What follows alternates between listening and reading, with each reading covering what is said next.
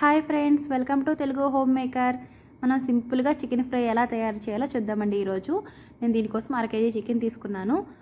చికెన్ని బాగా వాష్ చేసి ఒక బౌల్లోకి తీసుకొని దానిలో నేను కూరకు సరిపడా కారం, ఉప్పు, కొద్దిగా అల్లం వెల్లుల్లి పేస్ట్, అలాగే కొద్దిగా పసుపు, హాఫ్ స్పూన్ గరం మసాలా, ఇంకా కరివేపాకు, కొద్దిగా కట్ చేసిన 2 పచ్చిమిర్చి, ఇంకా కట్ చేసిన ఆనియన్, టమాటా కూడా ఒక్కొక్కటి చొప్పున యాడ్ చేసుకొని బాగా కలపాలండి. ఇది మొత్తం చికెన్కి పట్టేలాగా బాగా కలుపుకోవాలి. ఇక్కడ నేను నార్మల్ కడాయిలో ఉడికిస్తున్నాను.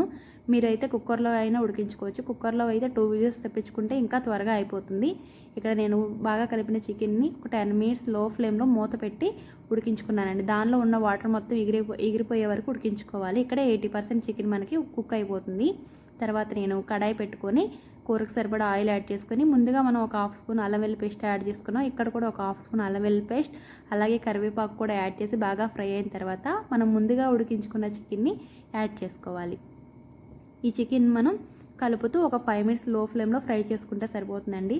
చివరిగా నేను కొద్దిగా సాల్ట్ తక్కువైతే సాల్ట్ యాడ్ చేశాను. అలాగే కొద్దిగా గరం మసాలా, ఇంకా కట్ చేసిన కొత్తిమీర, ఇంకా కొద్దిగా కసూరి మేతి కూడా యాడ్ చేసి బాగా కలుపుకొని స్టవ్ ఆఫ్ చేసుకోవటమే. ఎంతో సింపుల్గా మన చికెన్ ఫ్రై రెడీ అండి. చాలా బాగుంటుంది. తప్పకుండా ట్రై చేసి కమెంట్లో నాకు ఎలా ఉందో చెప్పండి. అలాగే మరిన్ని వీడియోస్ కోసం తప్పకుండా మన ఛానల్ని లైక్ చేసి సబ్స్క్రైబ్ చేయండి. Thank you friends.